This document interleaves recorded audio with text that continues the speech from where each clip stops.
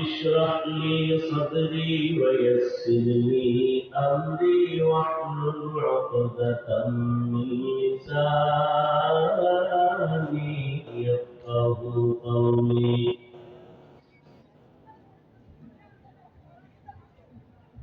मोमिन जो फिदा नक्श कफे पाए नबी हो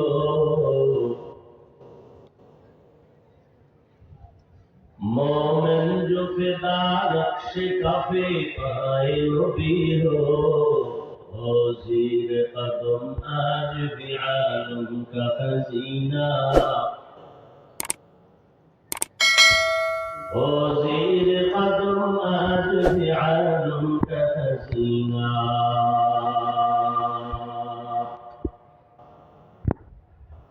गर सुन्नत नबी की करे पैरवी उम्मत गर सुन्नत नबी की करे पैरवी उम्मत तूफान से निकल जाएगा फिर इसका सफीना तूफान से निकल जाएगा फिर इसका सफीना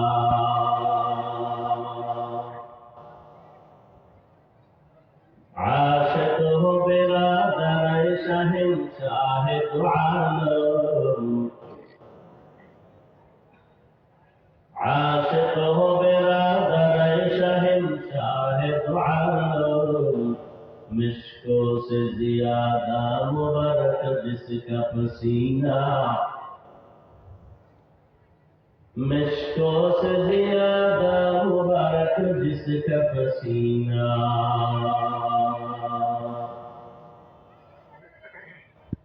कर दिल में तरफ हो मेरे आका का जियारा कर दिल में तरफ हो मेरे आका का जियारा एक आन में आई नबी दिखला दे मदीना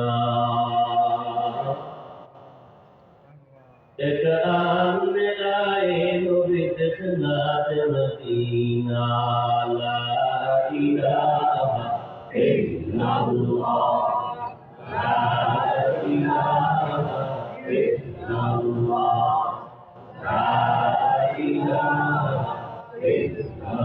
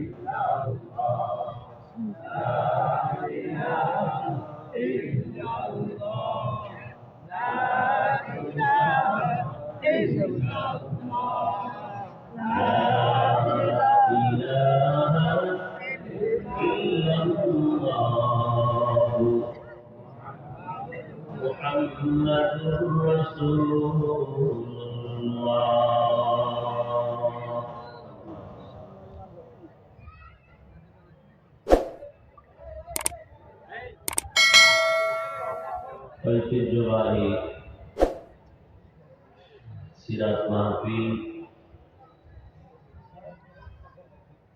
জালকাঠি প্রাণ কেন্দ্র ঈদগাহ ময়দানে আয়োজিত আজ 26 সেপ্টেম্বর 2024 ইসলামী যুব আন্দোলন বাংলাদেশ জালকাঠি জেলা শাখা আয়োজনে আজকের এই প্রোগ্রাম উপস্থিত মুহতারাম সম্মানিত সভাপতি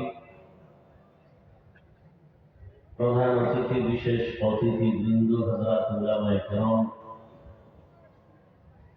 অত্র অঞ্চলের বিভিন্ন স্থান থেকে আগত আল্লাহ পাকের আশিকিন, জাকিরিন, শাকিরিন, মুহিব্বিন, মুরব্বিয়ান নিজাম, কলিজার টুকরা আমার সমবয়সী যুবক বন্ধুগণ, স্নেহের ছোট ভাই, পর্দার আড়ালে মাইকের আওয়াজ শ্রবণরতা সম্মানিত মা ও বোনেরা,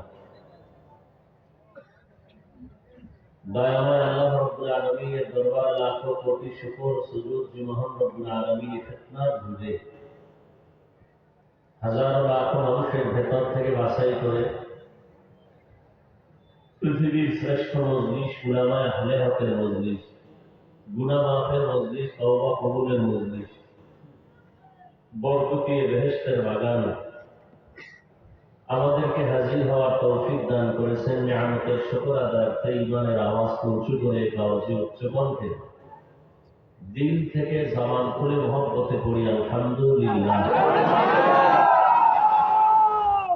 দরুদ ও সালাম সাইয়্যিদুল মুরসালিন রাহমাতুল লিল আলামিন শফিউল মুযনিবিন খাতামুন নবিয়্যিন সাইয়্যিদুস সাকালাইন ইমামুল মুরসালিন শফিউল আযম রাসূল আকরাম রাহমাতে আলম নবিয়্যুল আরব ওয়াল আজম হাবিব কিবরিয়া আশরাফুল আম্বিয়া সাইয়্যিদুল আম্বিয়া শফিউল মাহশর साक़ी कौसर आका नामदा मदीना का ताजदार आफ़ताब नबूवत फ़ख्र मौजूदा सय्यदुल मखलूक़ा हज़रत मुहम्मदुर रसूलुल्लाह सल्लल्लाहु अलैहि वसल्लम সর্বোপরি শুকর যাদের অক্লান্ত পরিশ্রমের মাধ্যমে আজ সুন্দর আয়োজন, খুব স্বল্প সময়ের মধ্যেই আয়োজন। মাত্র কয়েকদিন আগে প্রোগ্রামের তারিখ হঠাৎ খালি হয়েছে। কিছু কিছু প্রোগ্রাম খালি হওয়ার পেছনে বিভিন্ন কারণ, তো এখানে যোগাযোগ করেছে অল্প টাইমের মধ্যে এই আয়োজন আবার বৃষ্টি, এর মধ্যেও যে আপনারা আসছেন, আল্লাহ দয়া করেছেন, সুস্থ রেখেছেন আমাদের। এজন্য আরেকবার শুকর আদায় করি আলহামদুলিল্লাহ। আমি সর্বাবস্থায় বলি, বান্দা চাইলে কিছুই হয় না, আল্লাহ চাইলে সব হয়। বান্দা চাইলে, আল্লাহ চাইলে সব হয়। তবে বান্দা চাইলেও হয় যদি বান্দার চাওয়াটা আল্লাহ পাকের চাওয়ার সাথে মিলে যায়। যুব আন্দোলন সহ এলাকার যুবক, বৃদ্ধ, ব্যবসায়ী, শ্রমিক, চাকুরিজীবী, বিভিন্ন শ্রেণী পেশা মানুষ, জনপ্রতিনিধি, প্রশাসন, উলামায়ে হুদা, আইম্মায়ে মাসাজিদ, যারা যতটুকু সহযোগিতা করেছেন, দোয়া করে উপস্থিত হয়ে মাইক লাইট প্যান্ডেলের ব্যবস্থাপনার মাধ্যমে প্রত্যেককেই আল্লাহ রাব্বুল আলামিনের খিদমতে, বরকতে, দুনিয়াতে শান্তি, পরকালে মুক্তির ব্যবস্থা করে দিন।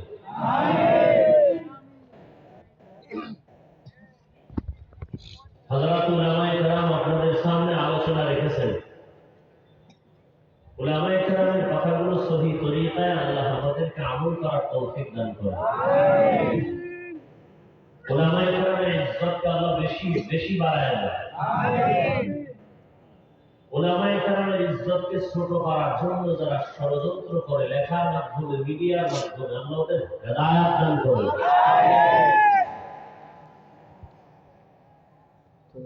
আমি আপনাদের দোয়া দেওয়ার জন্য হাজির হয়েছি এবং সংক্ষিপ্ত কিছু কথা বলার নিয়তে কোরআনে হাকিমের এক আয়াতে কারিমা, নবীজির হাদিস থেকে একটি হাদিস পড়েছি। ইখলাস ও রুহানিয়তের সমন্বয়, সহিহ তরিকায়, সহিহ নিয়তে, সহিহ কিছু কথা আমাকে আল্লাহ পাক বলার মতো এবং আপনাদেরকে শুনবার মতো তৌফিক দান করেন। ওয়ামা আরসালনাকা ইল্লা রাহমাতাল লিল আলামিন। আল্লাহ পাক বলেন, হে রাসূল করিম সাল্লাল্লাহু আলাইহি ওয়া আলিহি ওয়াসাল্লাম, আমি আপনাকে পৃথিবী নামক গ্রহে প্রেরণ করি নাই, হ্যাঁ করেছি জগৎসমূহের রহমত হিসেবে। নবীজি হাদিসের মধ্যে বলেন, কুল্লু উম্মতি ইয়াদখুলুনাল জান্নাতা ইল্লা মান আবা। সব উম্মত জান্নাতে যাবে, নবীজির ঘোষণা। কিন্তু যারা নবী মুহাম্মদকে অস্বীকার করে, মানে না, তারা জান্নাতে যাবে না। ইল্লা মান আবা। সাহাবায়ে কেরামদের থেকে কেউ প্রশ্ন করলেন, হে আল্লাহর রাসূল, আপনাকে অস্বীকার করে তারা কারা? নবীজি বললেন, মান আতাআনি দাখালাল জান্নাহ ওয়া মান আসানি ফাকাদ আবা। যে বা যারা আমি মুহাম্মদের অনুকরণ করে ইত্তেবা করে, ইতাআত করে, তারা জান্নাতে যাবে। ওয়া মান আসানি ফাকাদ আবা। যে বিরোধিতা করে সে আমাকে অস্বীকার করার কারণে জাহান্নামে যাবে। রবিউল আউয়াল মাস,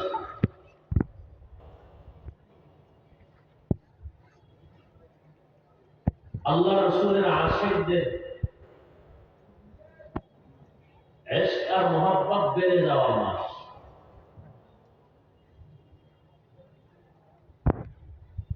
সবাই দাবি করে রাসূলের আশিক। যে নামাজ পড়ে না সেও বলে আমি রাসূলের আশিক, যে রোজা রাখে না সেও বলে আমি রাসূলের আশিক।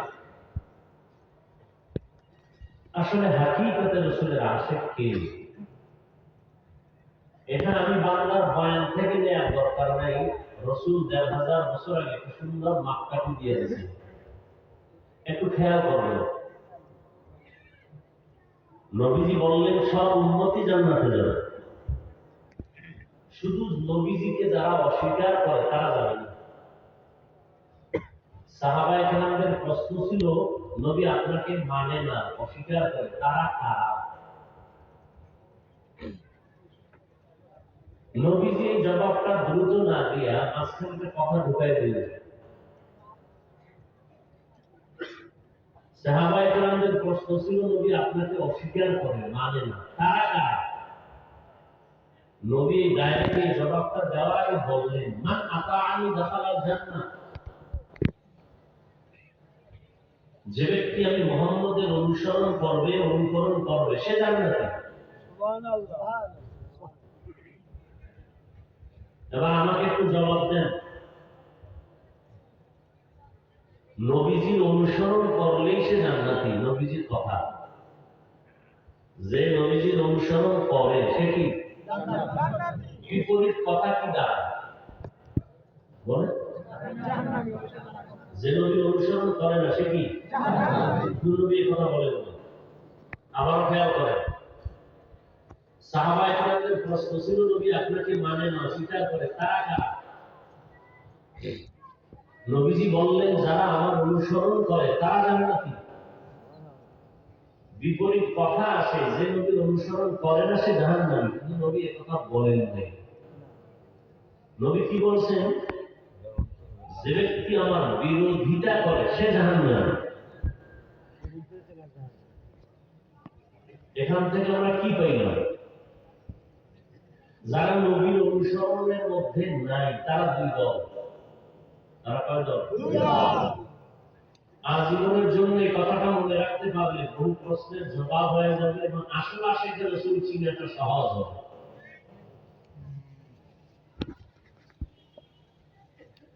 যারা নবীর অনুসরণ করে না তারা কয় দল? দুই দল। একদল দরদি, আরেকদল বিরোধী। একদল দরদি, আরেকদল বিরোধী। ভিন্ন শব্দে বলা যায় একদল আগ্রহী, আরেকদল বিদ্রোহী। উদাহরণত বলি, কোন একটা যুবকের ডান দিক থেকে যদি প্রশ্ন করি, এই যুবক, নবীজির আদর্শে দাঁড়িয়ে রাখো না কেন? খেয়াল করে, সে বলতেছে, হুজুর দাঁড়িয়ে রাখা তো দরকার, নবীজির আদর্শ, তো ঝামেলার মধ্যে পড়ে আছি, দোয়া করবেন, রাখবো, চেষ্টা করবো। কি বুঝলেন? দরদি না বিরোধী? আগ্রহী না বিদ্রোহী? আগ্রহী। বিপরীতে বাম দিক থেকে কাউকে জিজ্ঞাসা করা, এই যুবক, নবীজির আদর্শে নামাজ পড়ো না কেন, টুপি পড়ো না কেন, দাঁড়িয়ে রাখো না কেন? আমার কথাটা শেষ না হতেই পাল্টা সে আমাকে বলল, দাঁড়িয়ে রাখলে অসুবিধা কি? আছে না নেই? টুপি না পড়লে সুবিধা কি? আরেকটু যারা চালাক তারা আরো বলবে টুপির মধ্যে কি ইসলাম, দাড়ির মধ্যে কি ইসলাম, পোশাকের মধ্যে কি ইসলাম। কি বুঝলেন? দরদি না বিরোধী? আগ্রহী না বিদ্রোহী? রসুলের আদর্শের ক্ষেত্রে, ইতাআতের ক্ষেত্রে বিদ্রোহীর আরেক নাম তাজা বেঈমান। খুব কঠিন কথা বলুন। একজনে দাড়ি রাখে না, তাকে গালি দেওয়া বুঝতে হবে আগে আগ্রহী না বিদ্রোহী। আগে বুঝতে হবে না। একটা লোক নামাজ পড়ে না, তাকে গালি দেওয়া কেন? আগে বুঝতে হবে সে আগ্রহী না বিদ্রোহী। যদি বলে হ্যাঁ নামাজ পড়া দরকার, তাহলে আগ্রহী। আগ্রহী মুমিন, বিদ্রোহী বেঈমান। আর যদি কেউ বলে নামাজের দরকার নাই, তো বিদ্রোহী। কি? যে টুপি পরে না তাকে গালি দেওয়া, যে টুপি পছন্দ করে না তাকে ছাড় দেওয়া যাবে না।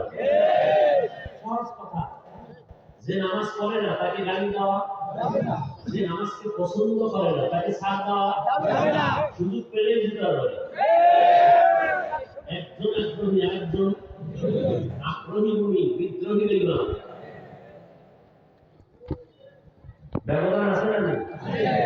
এজন্য নবী এই কথা বলেন নাই যে আমার অনুসরণ করে না সে জাহান্নামী, বলেন না, বলছেন যে বিরোধিতা করে সে জাহান্নামী। তাহলে যে টুপি পরে না কিন্তু বিরোধিতা নাই সে জাহান্নামী। আশা করা যায় হেদায়েত পেয়ে যাবে, আর যে বিরোধী ও কখনো হেদায়েত নেই। পাবে কিনা সন্দেহ। 13 বছর নবীকে দেখলো, বয়ান শুনলো, যে নবীকে এক নজর দেখলে 1 সপ্তাহের ক্ষুধা নিবারণ হয়ে যায়। বয়ান শুনছে, এরপর কালেমা কপাল না পোড়া কপাল? পোড়া কপালের নাম কি? আবু জাহাল। এই পোড়া কপালের নাম আরেকজন নবীর পাল্লা কাটতে এসে কালেমা বলে দিয়েছে। কপাল বুঝেননি? এর নাম কপাল। এর নাম কি?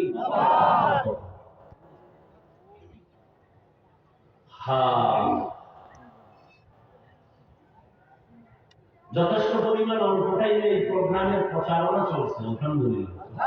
অনেকে শুনছে, আসার চেষ্টা করতেছিল, নিয়ত করেছিল আসতে। যদি তার যৌক্তিক কোনো কারণে আসতে নাই পারেন, আসার সওয়াব পেয়ে যাবে। আর একদম আইসেই বসে আসে নাই, কপাল পুরো ভালো। কেন? জান্নাতি বাগানে ঢুকতে পারে না। এরা কোথায়? এরা দোকান করে আড্ডায় হাসি তামাশা করে, তাজা তাজা কবির এগুলো করে। আছে না? আল্লাহ হেদায়েত দান করুন। আর একজনের কপাল বেশি ভালো না, মোটামুটি ভালো, প্যান্ডেলে ঢুকে পড়ছে, এরপরও কপাল পুরা ভালো না। কেন? বেহেশতের বাগানে ঢুকছে ঠিক, কিন্তু বয়ান কলবে যাচ্ছে না, মাঝখানে পর্দা লাগাইছে মোবাইল। এদের কপালটাও বেশি ভালো না। দোয়া করি আল্লাহ হেদায়েত দান করুন।